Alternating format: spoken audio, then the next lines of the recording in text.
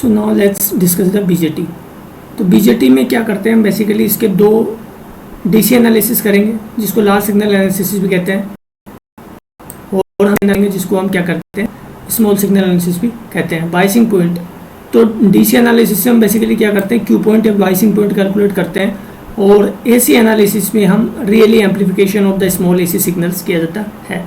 तो ये जो डीसी एनालिसिस होता है and AC analysis, they both are done separately but their results affects each other. Okay, so why we, तो basically हम क्या करते हैं कि जो डीसी एनालिसिस होता है उसके थ्रू हम क्या करते हैं बाइसिंग पॉइंट सेट करते हैं। बाइसिंग पॉइंट्स का सिंपल मतलब है कि जो ट्रांजिस्टर होता है उसको एक पर्टिकुलर रीजन में सेट किया जाता है कि whether we want to operate it in the amplified regions और we want to operate it in to the saturation regions. We have to construct a network to choose the desired operating point called biasing points. Okay, we apply the external DC voltage to select the appropriate operating points. तो हम biasing किसी भी reason में कर सकते हैं। अगर हम एक्टिव रीजन में बाइसिंग करते हैं तो हमें एम्पलीफिकेशन रिजल्ट आएगा, और for the switching operations we could also bias the transistor into the saturation and cut off regions. Okay, so now let's move forward. If we have to use the transistor as an amplifier, then we have to bias the transistor in an active regions. Now there are three possible configurations when it comes to the transistor: common base, common emitter and common collector. And the common emitter is the most common type of the configuration which we use, or basically it is important for the amplification purposes. Okay, now let's so the first next thing is NPN, common emitter transistor को हमने consider किया है, और हम इसके biasing points को देखते हैं, बाइसिंग पॉइंट्स को डिस्कस करते हैं, because this is the most important transistor which we definite which basically we are going to use in the amplification modes. Okay, so we have took this case, and this particular case we have already discussed in the last lecture कि how these supplies are given. These supplies are provided in such a manner that this junction JE junction becomes forward bias and this JC junction becomes the reverse bias. Then only we would get the transistor into the transistor biased in the active regions and in the amplified mode. Basically simple. Hence this should be biased such that it could faithfully amplify the applied signal without any clipping.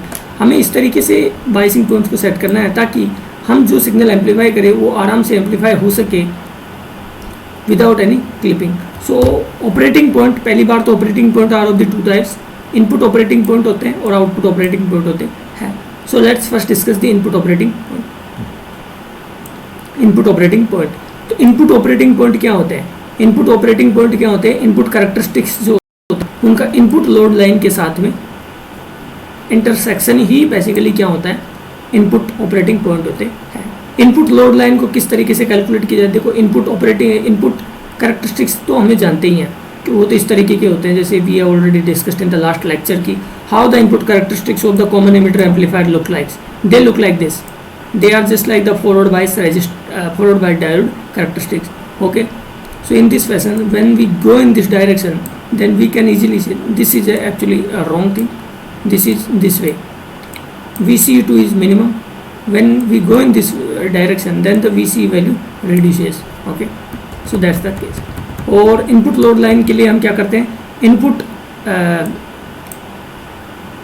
KVL equation लिखते हैं, वो जो कि ये है, और इसमें क्या करते हैं हम एक बार VB जो है हमारा इनपुट लाइन वाला इसको जीरो रखते हैं और IB का वैल्यू कैलकुलेट कर लेते हैं उसके लिए, और एक बार हम क्या करते हैं IB का वैल्यू जीरो रखते हैं और उसके लिए VB का वैल्यू कैलकुलेट कर लेते हैं, तो हमें लोड लाइन मिल जाता है.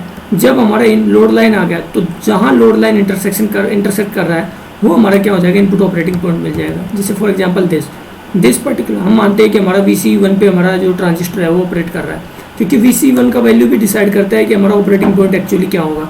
अगर हमारा VCE1 जो कि क्या है? आउटपुट वोल्टेज है, ये आउटपुट वोल्टेज अगर वेरी कर गया तो हमारा इनपुट ऑपरेटिंग पॉइंट चेंज हो सकता है. तो this is also very important thing. तो हमारे जो ऑपरेटिंग पॉइंट है वो दो चीज़ों पे निर्भर करते हैं. पहला है आउटपुट वोल्टेज VCE1 और दूसरा है वैल्यू ऑफ द RB. अगर हम RB का वैल्यू मान लो मैं बढ़ाता हूँ, RB का वैल्यू बढ़ाऊँगा तो मेरा लोड लाइन नीचे आ जाएगा. ठीक है, लोड लाइन नीचे आ जाएगा तो automatically for the even the same VE मेरा यहाँ पे शिफ्ट हो गया मेरा क्यू. ठीक है, और अगर मैं वीसी का वैल्यू चेंज कर दूंगा और अगर मैं आरबी का वैल्यू सेम भी रखता हूँ तो भी मेरा ऑपरेटिंग पॉइंट यहाँ शिफ्ट हो जाएगा। तो ये दोनों चीज़ें डिसाइड करती है कि मेरा ऑपरेटिंग पॉइंट किस तरीके से मूव करेगा।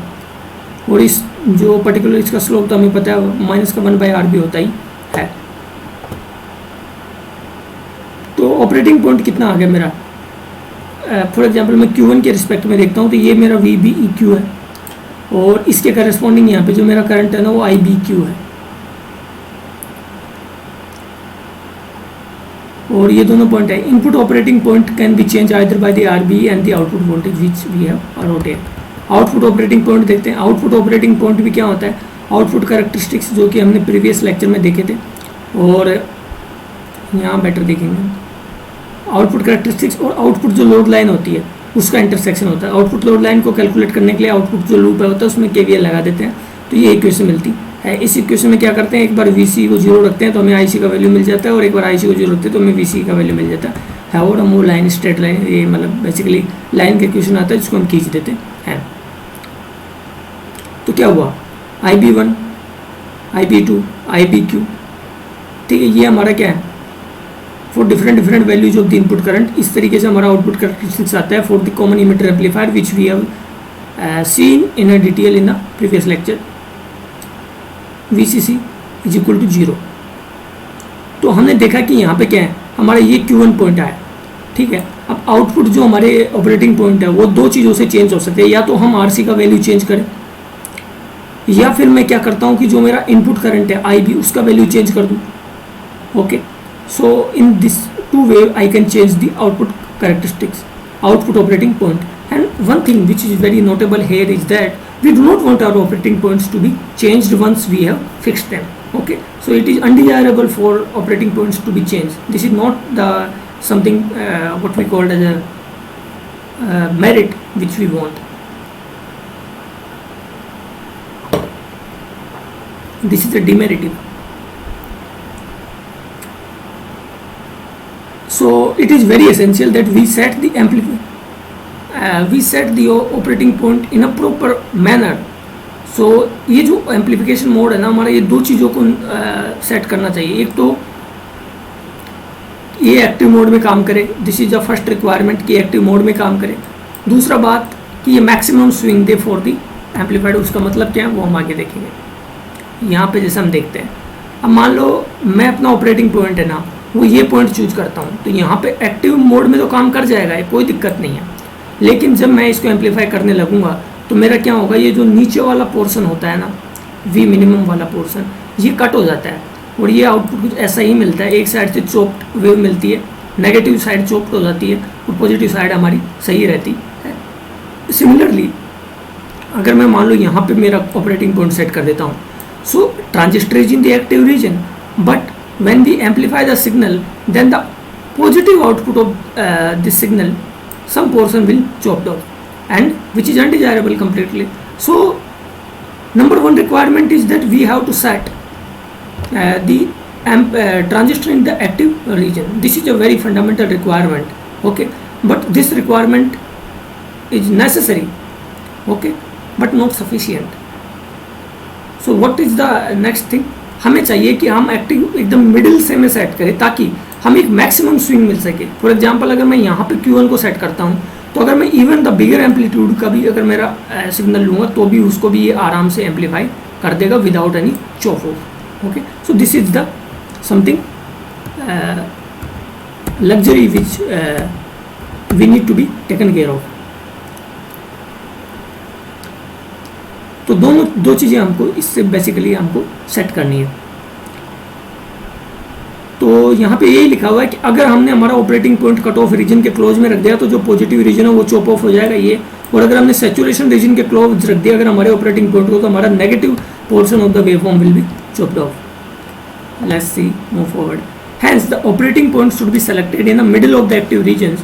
We will get the maximum swing without any distortions. Okay. It means that the value of RC and IC should be set in an appropriate level.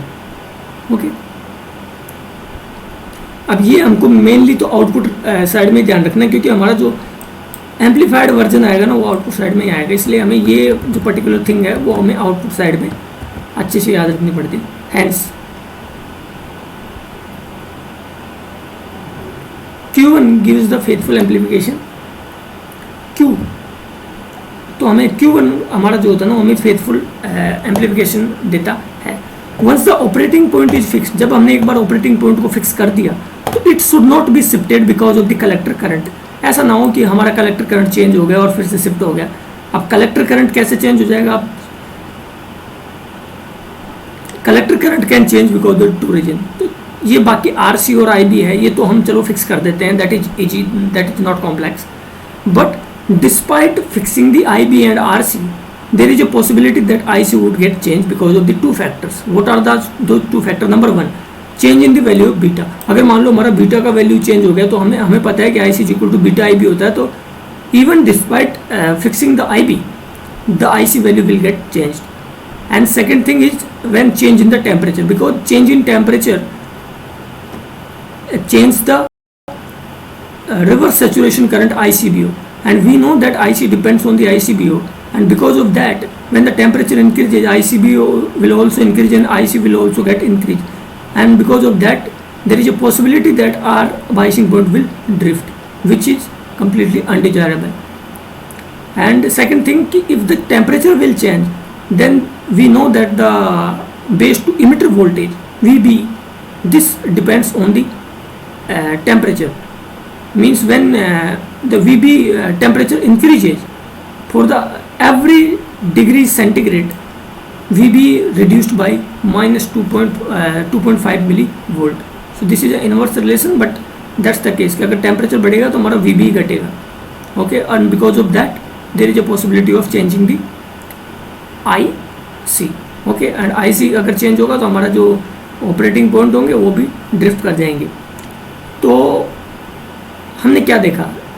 अब अगर हमारा एक बार इनस्टेबिलिटी हो गया IC में तो उसके दो अनडिजायरेबल इफेक्ट होते हैं। Number one is thermal runaway, ठीक है, इसको हम आगे देखेंगे कि थर्मल रनअवे क्या होता है, ठीक है, कि थर्मल रनअवे में अकर और बिकॉज ऑफ दैट BJT में get damaged. This particular portion we will see in the upcoming section, but for the time being remember that if there is any kind of instability in the IC, then there is a possibility of thermal runaway. Second point we have discussed earlier also that it would drift the operating points along the load line. उसकी वजह से क्या हो जाएगा? हमारा जो output result है, हमारा जो आउटपुट वेव फॉर्म है वो क्या हो जाएगा? वो that might go distorted, okay. For example in this case कि इफ बाय एनी रीजन मान लो हमारा IC अभी क्या है, हमारा IC का value for the Q1 point के लिए हमारा IC का वैल्यू ये है।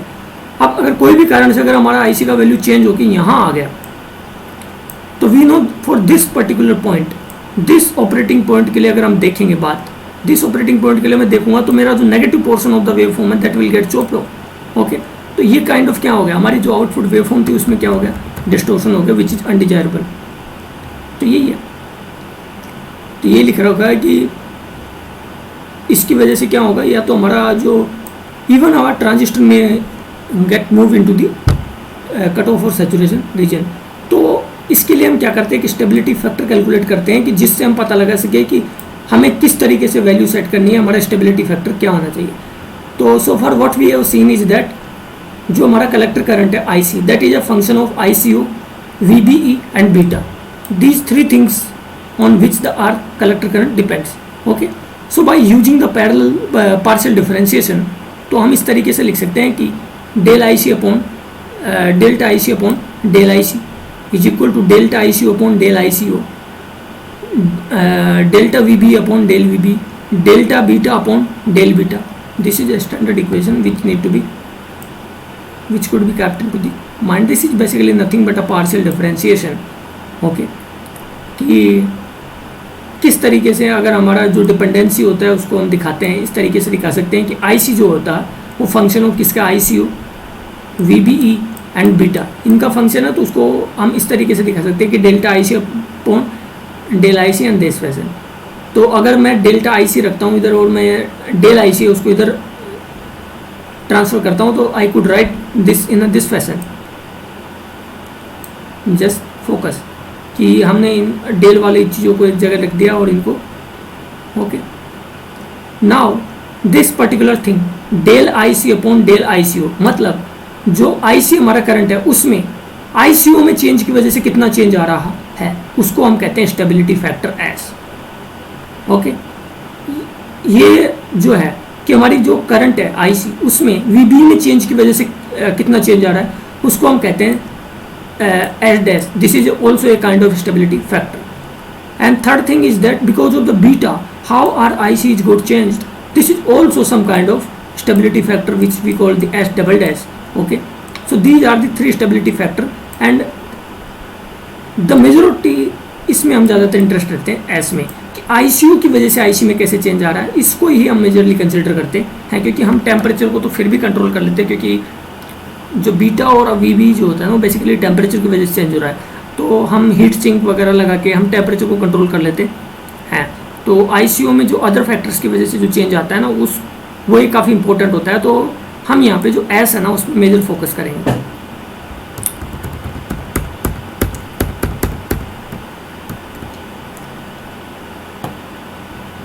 सो for the greater stability in the IC, delta IC should be as smaller as possible when the stability factor are smaller. तो हमें क्या चाहिए कि ये जो डेल्टा आईसी है ये बेसिकली क्या है कि variation in the IC because of the various factor which we do not want, so we want this IC to be minimum. And अगर ये आईसी को हमको मिनिमम करना है तो we want this S, S dash, S double dash, इन सबको minimum चाहिए। But mainly if we see then S is dominating, तो we want S to be minimum. Okay, so stability factor कितना है, we have seen that IC upon del IC zero. We know that IC is equal to beta I B upon beta plus one IC zero. If we differentiate this equation with respect to the ICO by assuming that beta and VB is constant by, उनको हमने किसी भी तरीके से constant कर दिया, ठीक है। तो अगर हम इस इक्वेशन को डिफरेंशिएट करते हैं तो we will get this beta del I B upon del I C, beta plus one del I C upon del I C zero upon del I C. Okay, and this is what, this is one upon S, one upon stability factor. और हम यहाँ से अगर stability factor को calculate करते हैं तो हमारा स्टेबिलिटी फैक्टर आता है del I C upon del I C zero is equal to one plus beta upon one minus beta del I B upon del I C. This is a very very important formula which we need to be kepted all the time, kept remember. Okay, so one plus beta upon one minus beta del I B upon del I C. For any BJT circuit जो हमारा del I B upon del I C होता है ना उसका जो value होता है ना वो -1 और 0 के बीच में ही होता है। मतलब ये जो पर्टिकुलर फैक्टर ना इसका वैल्यू -1 और 0 के बीच में ही होगा। मतलब यहाँ पे हमें कुछ पॉजिटिव साइन मिल जाएगा। चलो, तो एस का जो वैल्यू होता है ना वो बेसिकली 1 से 1 प्लस बीटा के बीच में होता है। और हमें पता है कि एस का वैल्यू हमें मिनिमम चाहिए। अगर हमें डेल्टा आईसी को अगर हमें मिनिमम लाना है तो आइडियल वैल्यू एस का अगर 1 मिल जाए तो अच्छा है, या फिर बहुत ही कम मिल जाए, 1 से अगर बड़ा भी है तो we would aspire or we would seek for the minimum value of the S. So what are the procedure to calculate the stability factor? Procedure is very very simple. First we have to find the IB by applying the KVL in a given circuit, whatever circuit in which you want to calculate the stability factor. From that circuit you have to differentiate the expression of the IB with respect to the IC partial differentiation. Then put that particular term into the equation number 1 which is this.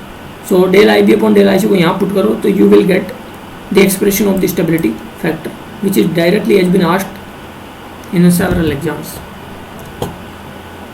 Now the BJT biasing.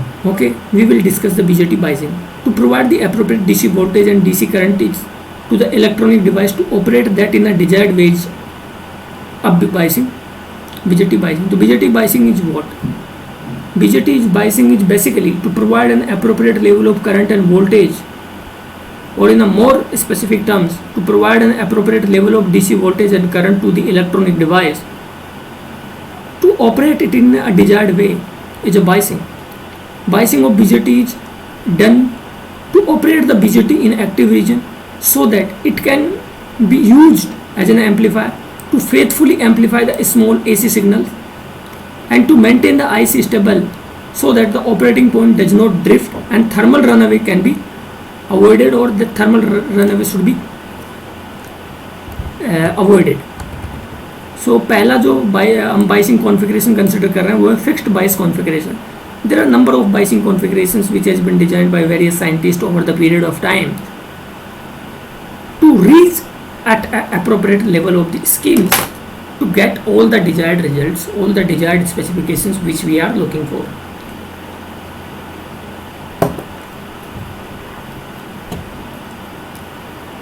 So this particular arrangement is of the fixed bias configuration. So now let's find the stability factor for this. How we will decide that a particular biasing configuration is good or bad? That is by two factors. First is stability factor, that such biasing configuration should provide us the minimum stability factor.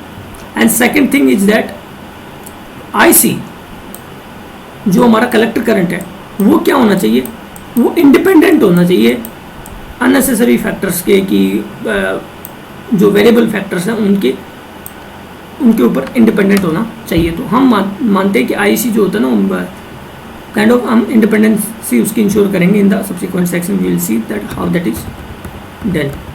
So now let's, so अगर हम output में लिखते हैं हम equation KVL का, तो we can write this, sorry input KVL equation, क्योंकि हमें आईबी का वैल्यू चाहिए ना, तो आईबी का वैल्यू मैंने यहाँ से इतना लिख लिया, ठीक है.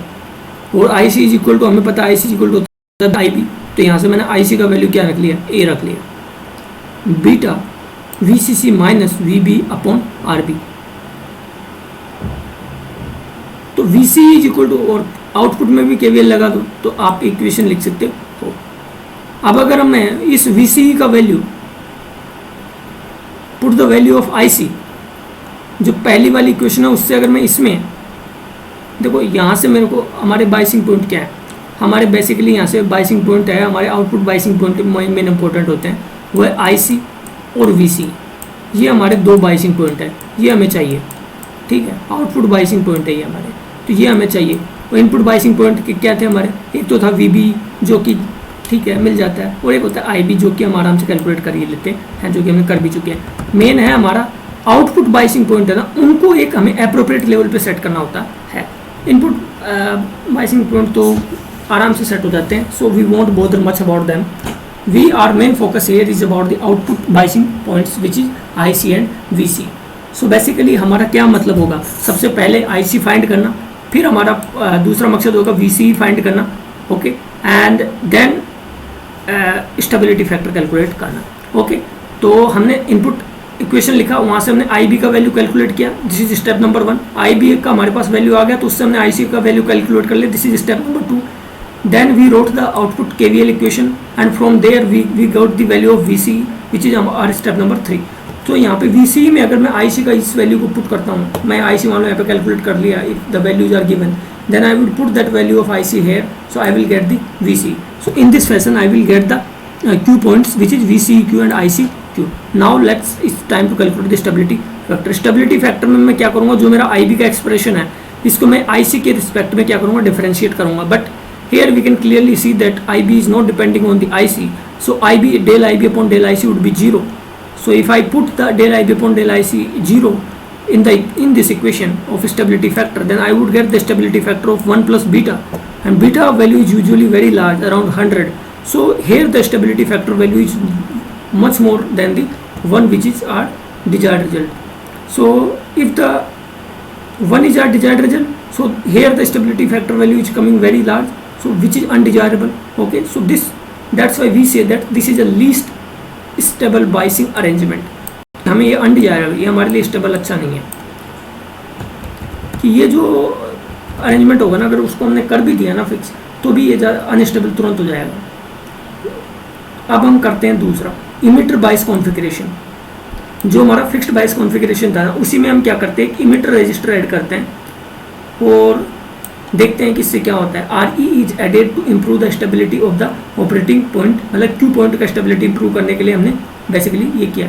सो हम क्या करते हैं, पहले इनपुट केवीएल लिखेंगे और वहाँ से आई बी फाइंड किया. मैंने इनपुट केवीएल लिखा, वहाँ से आई बी का इक्वेशन मैंने फाइंड कर लिया, which is very easy. Now I B मेरे पास आ गया, तो मैं I C is equal to beta I B. Number 2 step में मैं आई सी फाइंड कर लूँगा, विच इज़ दिस, ओके. तो ये मेरा इक्वेशन आ गया. अब यहाँ मैं कुछ चीज़ें करता हूँ कि मेरे को आई सी जो है ना, वो यहाँ पे मैं देखता हूँ कि बीटा पे डिपेंडेंट है. जबकि हमने अब तक क्या चीज़ मानी, हमने दो चीज़ें कंसिडर की थी।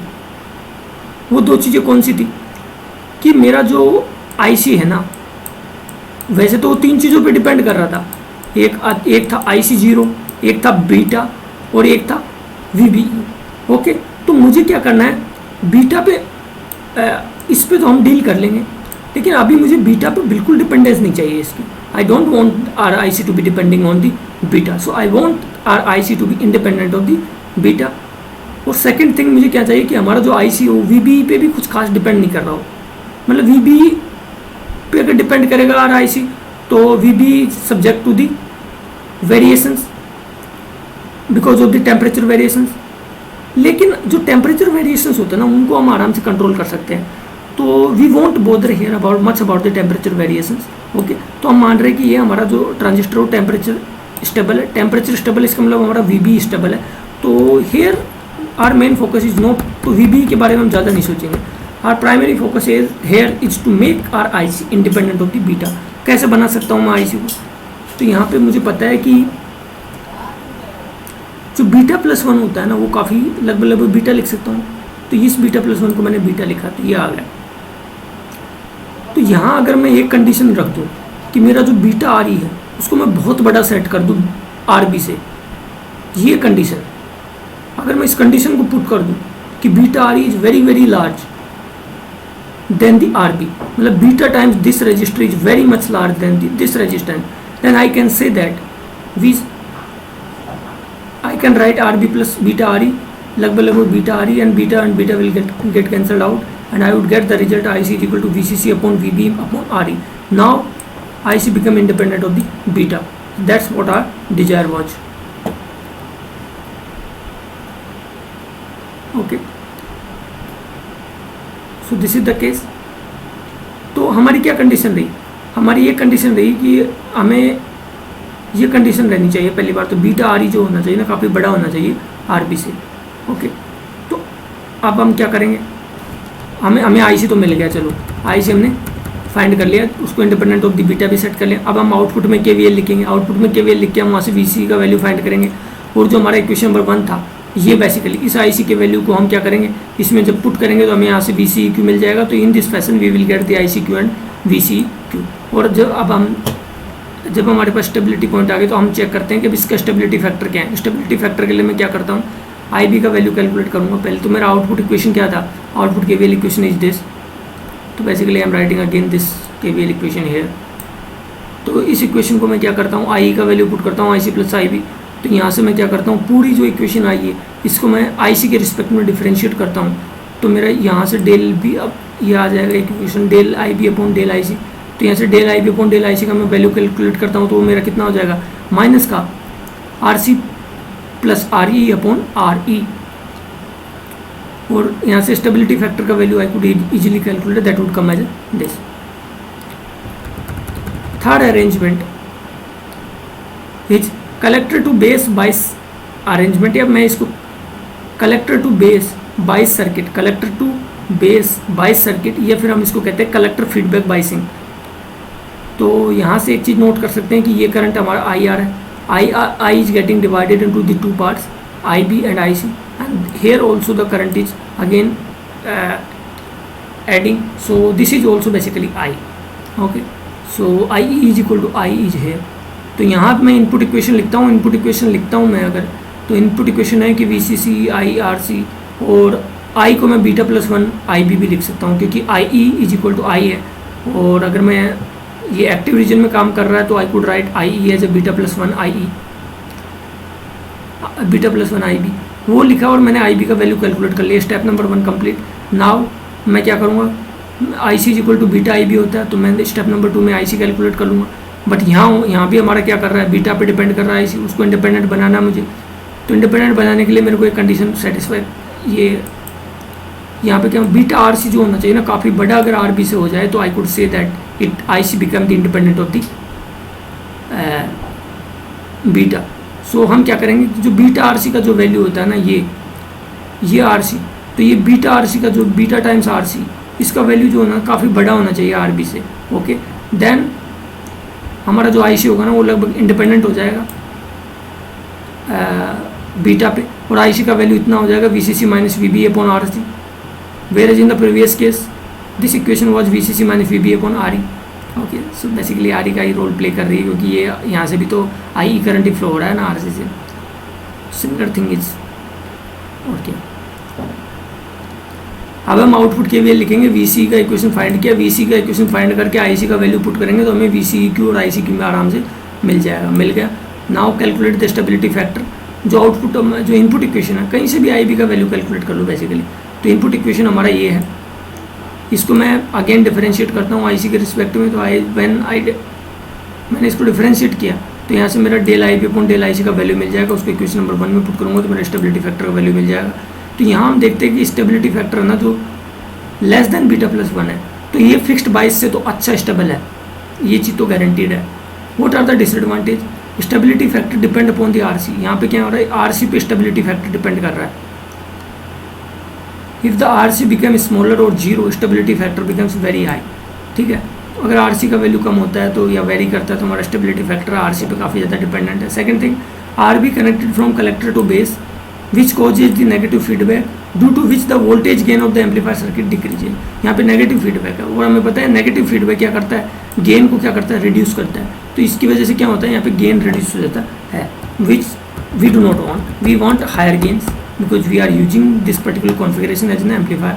तो अगर हमारा बाइसिंग हमारा गेन को रिड्यूस नहीं करना चाहिए, क्योंकि वरना तो पर्पज ही डिफीट हो जाएगा। हम बाइसिंग इसलिए कर रहे हैं क्योंकि हमें एम्पलीफायर बनाना है, और बाइसिंग की वजह से अगर हमारा एम्पलीफिकेशन फैक्टर कम हो रहा है तो फिर क्या ही फायदा।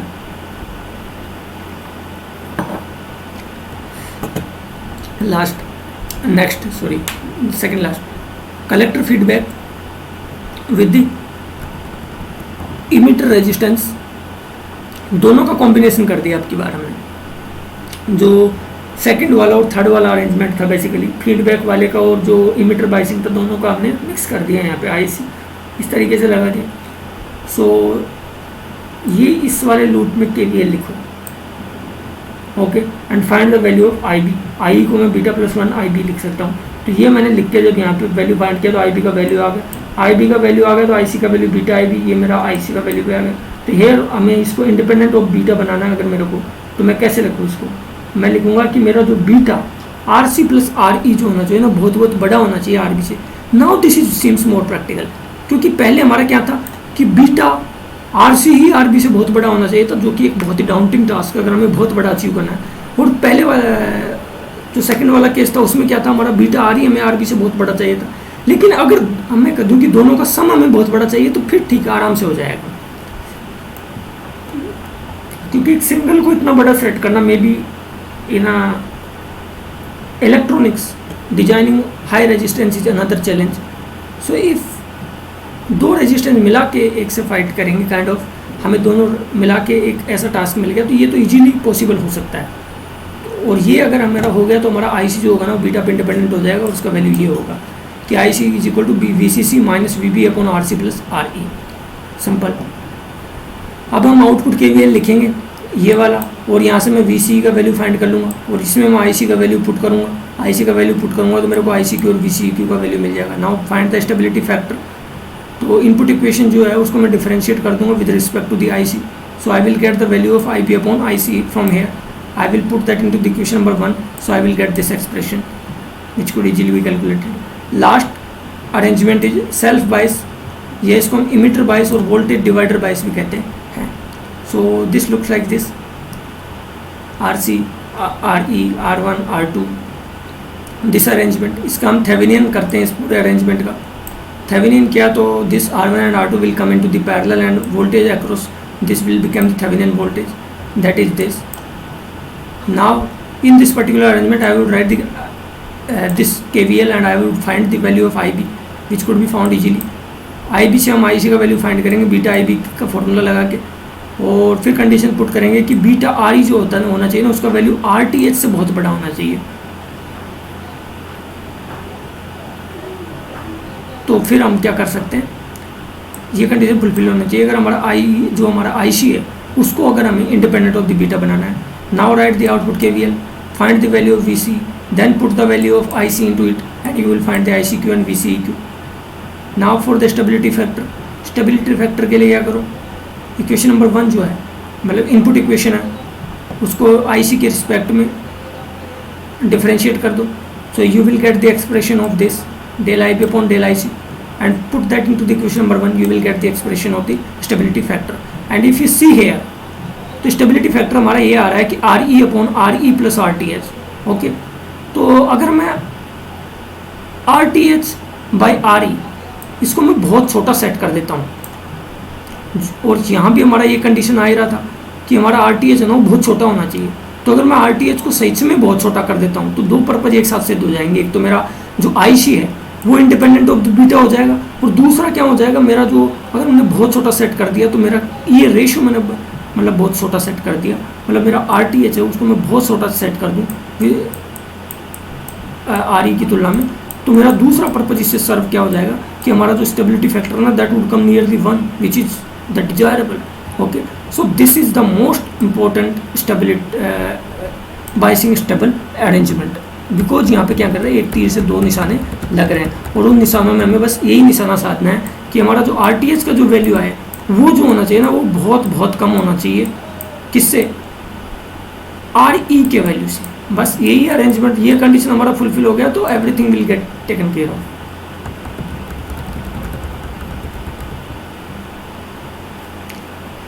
Now next thing is biasing compensation. अब बाइसिंग कंपनसेशन हम क्यों करते हैं, अरे भाई जो हमारा जो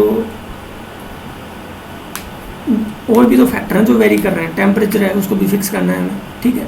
सो to reduce the drift in the operating points very often both the stabilization technique and the compensation techniques are use. So stabilization techniques we already discuss. Now it's time to discuss the compensation, few of the compensation techniques. So let's come to the biasing compensation. Okay, so that it would provide the maximum bias and thermal stabilization. Okay, so पहला होता है कि diode compensation for the VB, कि VB हमारा very ना करे उसके लिए हम क्या करते हैं, डायोड कंपनसेशन लगाते हैं. अब देखो डायोड कंपनसेशन लगाते हैं तो यहाँ का जो वोल्टेज आएगा ये कितना आ जाएगा हमारा, ये वोल्टेज कितना हो जाएगा मेरा, ये हो जाएगा मेरा -0.7. ओके, -0.7 होगा, और ये मेरा कितना होगा VB. तो VBE मेरा एक्चुअली कितना है, VBE मेरा यही तो है कि this voltage V minus this particular voltage.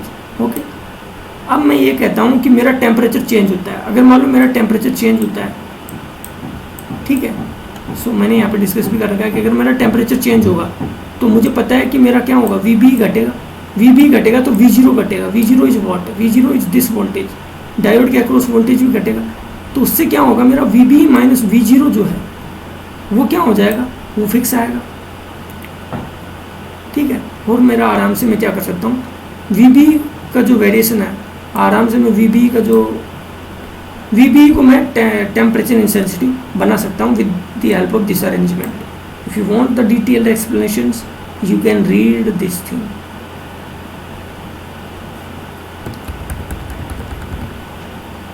Second, diode compensation for ICO के लिए डायोड कंपनसेशन इस तरीके से किया जाता है. और डायोड में से हम क्या करते हैं, I0 का जो होता है इन्वर्स करंट फ्लो करवाने का कोशिश करते हैं I0 का, ठीक है, डायोड से. तो यहाँ अगर मैं I का वैल्यू देखूँ तो I का वैल्यू IB प्लस I0 है, ठीक है, और IB का वैल्यू कितना हो जाएगा मेरा I माइनस I0. ओके, तो जहाँ जहाँ मेरा IB है उसकी जगह अगर मैं I माइनस I0 रखता हूँ तो I would get the expression of this. IC का वैल्यू मेरा A हो जाएगा. IC का वैल्यू मेरा ये हो जाएगा. तो अगर मेरा टेम्परेचर की वजह से IC0, मान लो मैं कह रहा हूँ कि टेम्परेचर बढ़ता है उससे IC0 बढ़ेगा तो मेरा I0 भी बढ़ेगा. तो क्या होगा, IC0 माइनस I0 तो कांस्टेंट रहेगा. तो इससे क्या होगा, बेसिकली मैंने क्या किया कि जो टेम्परेचर का इफेक्ट था IC0 पे उसको क्या कर दिया, मैंने नलीफाई कर दिया. Okay, hence IC will remain unaffected because of the temperature. Similarly we have seen third thing, thermistor and sensistor compensator, कि हम टेम्परेचर को बढ़ने से ही रोक दें. तो हम क्या करते हैं, इस तरीके से हम एक थर्मिस्टर कनेक्ट कर देते हैं. ओके, वो क्या करेगा, जैसे ही मान लो टेम्परेचर बढ़ेगा उसकी वजह से क्या होता है, हीट डिसिपेशन बढ़ता है और रेजिस्टेंस बढ़ने का चांस रहता है, लेकिन थर्मिस्टर उल्टा कर देगा उसका, जो भी रेजिस्टेंस बढ़ेगा उसको उल्टा कर देगा और उससे हमारा क्या होगा, हीट डिसिपेशन कम हो जाएगा और फिर से स्टेप जोन में आ जाएगा. Now comes the thermal runaway. This is important, has been asked. Thermal runaway is a condition where the self destruction of unstabilized transistor happens. So basically the self destruction of the unstabilized transistor phenomena is known as a thermal runaway. How this happen? We know that problem of self heating results from the power dissipation at the collector junction. Collector junction पे जो power dissipation होता है उसकी वजह से वहाँ पे क्या होता है, हीट जनरेट होता है, और सेल्फ हीटिंग की वजह से क्या होता है, टेम्परेचर बढ़ता है. टेम्परेचर बढ़ेगा तो हमारा क्या होगा, ICBO है वो बढ़ेगा. ICBO बढ़ेगा तो हमारा IC बढ़ेगा.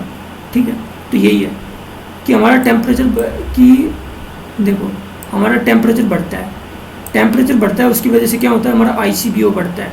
ICBO बढ़ता है उसकी वजह से हमारा IC बढ़ता है. IC बढ़ता है तो हमारा क्या होता है, पावर डिसिपेशन बढ़ता है. पावर डिसिपेशन बढ़ता है तो हमारा हीट बढ़ता है. फिर से हीट बढ़ेगा तो हमारा टेम्परेचर बढ़ेगा. तो this vicious cycle will goes on continue. So because of that a condition comes where the temperature increases beyond the level of beyond the tolerable level of the transistor, and the transistor get destroyed or damaged. So this phenomena is called a thermal runaway. Okay, IC का equation याद रखो, IC is equal to, we know that ICBO पे depend करता है. So this phenomena of thermal runaway if continue, it may permanently damage our transistor. So it is fundamentally, तो अब इसका derivation भी देख लेते हैं कि इसका डेरिवेशन क्या है. It is found experimentally that rise in a temperature at JC collector junction is proportional to the power dissipation at junction. Okay, so अगर कितना ये एम्बिएंट टेम्परेचर के ऊपर जितना भी, और ये है जंक्शन का इंस्टेंट टेम्परेचर, तो एम्बिएंट टेम्परेचर के ऊपर जंक्शन का कितना टेम्परेचर बढ़ गया, basically delta T, that would be directly proportional to the power dissipation at the transistor. Okay, so delta T would be theta PD. और अगर मैं इस पूरे एक्सप्रेशन को अगर मैं TJ के रिस्पेक्ट में डिफरेंशिएट करूं, तो यहाँ पे थीटा क्या है, थीटा मैंने प्रोपोर्शनल कांस्टेंट हटाया. देखो TJ माइनस टी, मतलब एम्बिएंट टेम्परेचर के ऊपर जितना भी टेम्परेचर बढ़ रहा है, that would be directly proportional to the power dissipation at the transistor. Now if I remove this proportional constant, then I would get a constant which is theta, which is described as a thermal resistance. So equation become this: delta T is equal to TJ minus TA is equal to theta PD. If I differentiate this equation number 1 with respect to the temperature, first move here, then I would get this 1 minus TA upon,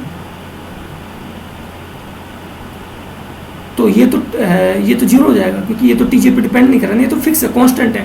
ambient temperature तो 25 degree constant है, 25-26 जितना भी है, तो ये तो depend नहीं कर रहा ना, ये तो इंडिपेंडेंट है. तो मैं इसको TJ के रिस्पेक्ट में करूँगा तो इधर तो 1 आ जाएगा, और इधर कितना हो जाएगा मेरा, थीटा कांस्टेंट है, डेल PD अपॉन डेल ये आ गया मेरा. तो यहाँ से मैं थीटा का अगर मैं इसका वैल्यू कैलकुलेट करता हूँ, del PD upon del TJ, तो वो मेरा कितना हो जाएगा, 1 अपॉन थीटा. ठीक है, तो मेरा पावर को अगर मैं with respect to the junction temperature में मैं डिफरेंशिएट करता हूँ तो उसका वैल्यू मेरा 1/TJ आता है. This is equation number 1. This is मेरा इक्वेशन नंबर 1 हो गया ये. ठीक है, तो ये मेरा इक्वेशन नंबर 2 हो गया. बेसिकली इसको मैं सेकंड इक्वेशन कह सकता हूँ, ये नहीं. दिस इज इक्वेशन नंबर 2 मेरा. अब हम क्या करते हैं कि क्या कंडीशन है थर्मल स्टेबिलिटी के लिए. To avoid the thermal runaway, the rate at which the heat is released at the junction JC must not exceed the heat at which the heat is dissipated at the junction. This is a very common sense idea कि जिस speed से हम heat release कर रहे हैं junction JC पे, that should be less than the thermal dissipation rate at the junction JC. तो हम मान लो हमारा जो कलेक्टर की वजह से हमारा जो पावर है, PC क्या है हमारा कलेक्टर, बेसिकली टोटल पावर के हमने कितना अप्लाई किया, तो del PC upon del TJ should be less than del PD upon del TJ. यहाँ पे PD क्या है हमारा, कितना पावर ट्रांजिस्टर पे डिसिपेट हो सकता है, तो del PC upon del TJ should be less than del PD upon del TJ. इसका वैल्यू हमें इक्वेशन नंबर 2 से 1/θ लिख सकते हैं. तो बेसिकली इसको del PC upon del TJ should be less than 1/θ. इसी ये इक्वेशन नंबर 3 है. Now del PC upon del TJ, इसको मैं फर्दर और वेरिएबल इसमें ऐड करता हूँ, तो del PC upon del IC से ऊपर नीचे मल्टीप्लाई कर देता हूँ, डेल आई सी जीरो से ऊपर नीचे मल्टीप्लाई कर देता हूँ, तो I could write this equation number 3 in this particular arrangement. Okay, तो ये जो पहली चीज़ है del P C upon del I C, इसको रहने दो। ये जो सेकंड वाली टर्म है ये हमारा स्टेबिलिटी फैक्टर हो गया। और थर्ड वाली चीज़ हमारा कितना हो जाती है, इसको हम लिख सकते हैं कि 0.07 IC0। These all things are derived experimentally. Okay, so इसका इक्वेशन हमारा ये एक्सप्रेशन ये आ गया। तो अब मुझे क्या करना है, ये वाला फाइंड करना है बेसिकली, इसकी वैल्यू मुझे फाइंड करनी है। और पीसी का वैल्यू मेरा क्या है, बस वो फाइंड कर लो। तो मैं ये देखता हूँ, ये वाला अरेंजमेंट मैंने किया, आउटपुट में तो पीसी कितना हो जाएगा, VCB, क्योंकि जेसी जंक्शन पे कितना डिसिपेट हो रहा है, तो यहाँ का वोल्टेज अक्रॉस जेसी जंक्शन इंटू करंट, तो IC इंटू VCB तो होगा। जेसी जंक्शन के बारे में बात कर रहे हैं, केवल कलेक्टर जंक्शन की बात हो रही है ना, power release at the collector junction, तो इतना पावर कलेक्टर जंक्शन पे रिलीज होता है। PC is equal to VCB into IC। तो VCB को मैं लिख सकता हूँ VC minus VB into IC। We know that VC is very large than VB तो 0.7 होता है। तो PC को मैं लगभग लिख सकता हूँ कि VCE इंटू IC। VCE का वैल्यू तो I could easily calculate from the output equation, output KVL, which is VCC minus IC RCC this multiply by this. If I right all this, तो IC का PC का value मेरे पास ये आ जाता है। And if I differentiate this equation with respect to the IC, then I will get this equation. Okay, and if I put this into this equation, then I would get some kind of conditions. और ये वाला ये भी तो बात है, ये 1/θ से छोटा होना चाहिए, क्योंकि वही तो बात है। तो ये इसको अगर मैं 1/θ से, तो IC0 is negative where 1/θ is positive, ये तभी पॉसिबल हो। तो ये तो क्या है, पॉजिटिव है। जबकि अगर मैं इसकी बात करूँ, ये नेगेटिव है, IC0 नेगेटिव होता है, तो ये नेगेटिव, ये तभी पॉसिबल हो सकता है अगर ये भी नेगेटिव हो। तो इसको नेगेटिव होने के लिए मेरे को कुछ कंडीशन चाहिए होगी, लेट्स सी दैट कंडीशन। तो अगर ये नेगेटिव हो रहा है, ओके, तो मेरे को VCE का वैल्यू है ना VCC/2 से छोटा होना चाहिए। ये है कि थर्मल रनअवे हमारा नहीं होगा, गारंटी से नहीं होगा अगर हमारा VCE का जो वैल्यू है VCC/2 से छोटा है। ठीक है, तो condition to avoid the thermal runaway is what, VCE should be less than equal to VCC/2। If VCE is less than VCC/2, then thermal runaway does not occur irrespective of the value of theta. Theta का value आप जो मर्जी set कर दीजिए, VCE जो thermal runaway will not occur. अगर VCE का value VCC/2 से छोटा है तो थीटा का वैल्यू कुछ भी हो, हमारा जो ट्रांजिस्टर है वो थर्मली स्टेबल रहेगा। और अगर हमारा VCE का वैल्यू VCC/2 से बड़ा है तो there is a chances that thermal runaway would occur, but that is not guaranteed. We could also avoid, तो फिर हमें वो टेक्निक अप्लाई करनी पड़ेगी, क्योंकि यहाँ पर पॉसिबिलिटी हो जाती है इसके बाद थर्मल रनअवे होने की। तो अवॉइड तो हम कर ही सकते हैं by proper value of theta and all that things. Okay, and last thing is negative feedback. Okay, mitigation कैसे किया जा सकता है, नेगेटिव फीडबैक। नेगेटिव फीडबैक कैसा, मतलब ये मेरा RE मैंने ऐड कर दिया। अब इस RE को ऐड करने से मेरा क्या होगा, यहाँ पे अगर मेरा IC बढ़ेगा तो मेरा IERE इसके अक्रॉस ड्रॉप भी बढ़ेगा, मतलब यहाँ का वोल्टेज बढ़ेगा। यहाँ का वोल्टेज बढ़ेगा तो उससे क्या होगा, मेरा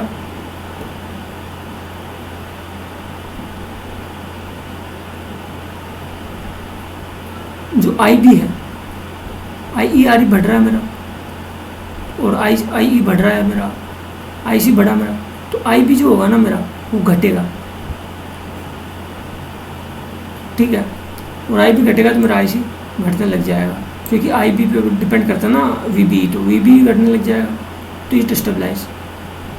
और थियोरेटिकल चीज़ें लिख सकते हो कि put heat sink at the transistor, put a resistor having a positive temperature coefficient in series with the collector terminal, and VCE को आप VCC/2 से छोटा ही रखो। हाँ,